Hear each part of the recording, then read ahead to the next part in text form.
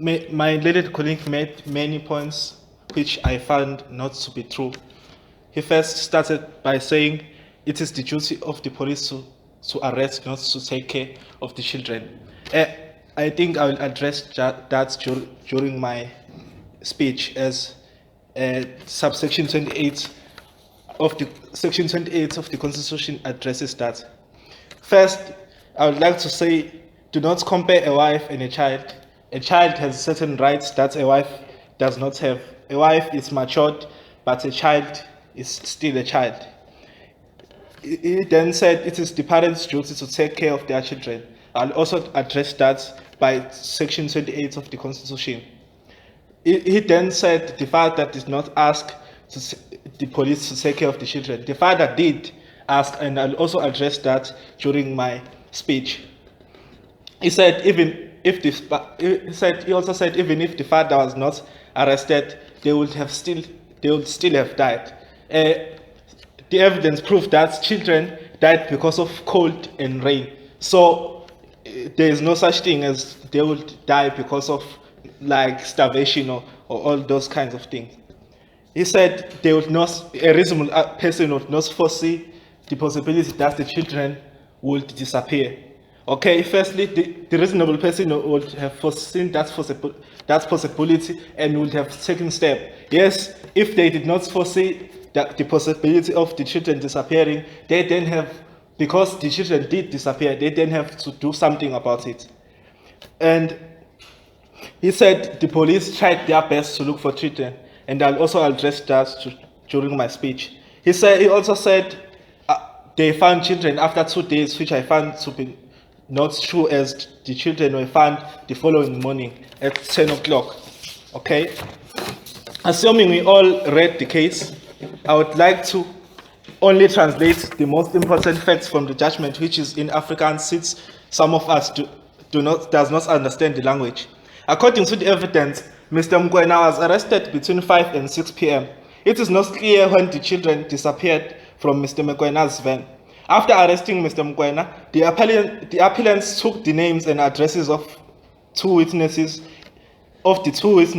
It was not provided how long it took the appellants to write names and addresses of the two witnesses, take care of the car Mr. Mokoena was driving, and traveled back to the police station. After the arrest, Mr. Mokoena brought the children to their attention and indicated that he was concerned about their safety. Van Wyk then went to inquire from the 9 whites in the fence along the road to Webplas. One of them told him that the children had fled in the direction to nearby houses to the outskirts of Webplas. The appellant then decided to go and lock Mr. Mokoena instead of searching for the children. The children left on foot to return to Uitenhage. Near Dispatch, where the road crosses the railway, they turned off the railway hand. The two older children left others and ran ahead to the station. From there, by train back to Uitenhage. The other 3 were alone, tired, and decided to rest under a tree next to the railway line, a short distance from the houses of the railway workers, where they died of exposure to cold and rain. The next morning, Peter and Sekla Mokoena were found dead under a tree. Parents who was with them was found unconscious but recovered after treatment. Firstly, we need to apply the standard test for negligence. Would a reasonable person in the position of the defendant foresee the reasonable possibility of harm to a person in the position of the plaintiff? The answer is yes. Not only were the children in danger of exposed to cold and rain, there were other physical dangers and even starvation. Would a reasonable person have taken steps to guard against the occurrence of such harm? Yes, the reasonable person would have searched for the children immediately after noticing that the children have disappeared. Did the defendant take these steps? The answer is no again. Let us now look at the 4 basic considerations which influences the reaction of the reasonable person in a situation posing a foreseeable risk of harm to others. First, the degree of the risk created by the actor's conduct. The risk of the children suffering some harm was, okay, let me start afresh. The degree of the risk created by the actor's conduct. The risk of the children suffering some harm was very high, as there are many threats to young children. The gravity of the possible consequences if the risk of harm materializes. The severity of the risk was very high, that it would result in a loss of lives. The utility of the defendant's conduct. There was no serious social usefulness. The appellant just wanted to lock up Mr. Mokoena so that they can go home early. The burden of eliminating the risk of harm. The burden was not so great compared to the consequences. Now that we have applied the standards test for negligence, we need to know whether the appellants are the factual and legal cause. But for the appellants, failure to immediately search for the children would have the children exposed to cold and rain and died. No, the children would have been found and received shelter. Was there an overt actor's intervenence? No, the omission was closely linked to the harm and nothing broke the chain of causation. Therefore, the appellants are the factual and legal cause. Furthermore, the appellants prioritized arresting Mr. Mokoena over the well-being of the children and violated their rights in Section 28, subsection 1, B and C of the Constitution, which states that every child has the right to family care or parental care, or to appropriate alternative care when removed from the family environment, to basic nutrition, shelter, basic health care services, and social services. And subsection 2, saying a child's best interests are of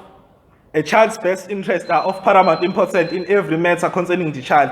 In this case, what was important to the appellants was arresting Mr. Mokoena, and even after they had finished everything regarding the arrest and their work activities, they did not care to inform the mother of the deceased that the children had disappeared so that she would look for the children on her own. The appellants had a duty to provide appropriate alternative care which did not require a lot but to look for the children and take them home. That even if the appellants had searched for the children, they would have not been found is an assumption that can never be proven to be true. These were children walking on foot. They obviously wouldn't have traveled too far for the appellants to reach them. There were also other options, such as asking the people in the community to help them in the search, tell the mother of the deceased that the children have disappeared so that she can look for them, ask their colleagues to help them search. After all, these were police officers. They were trained to track down criminals. It would have been more easier to track down children who wouldn't have been able to travel a long distance, especially because of their poor physics for their age. It was obvious that the children would have not been able to travel back to the village by foot. Therefore, they did not have to assume that they were home. It is also important to note the impact of apartheid on this case, as the courts and the police were used to enforce apartheid. So this case would have been decided differently in a democratic South Africa, where there will be no bias or injustices. The appellants were white Afrikaners, the judges were white Afrikaners, but the victims were black. So considering such backgrounds, there are chances that there is some biasness to the judgment, as the reason the judge only gave is that it was not provided beyond reasonable doubt that the children would have been found. I think the fact that they did not attempt to look for the children is enough to constitute negligence. Given the aforementioned reasons, I draw this House to a conclusion not to support the court's findings. Thank you.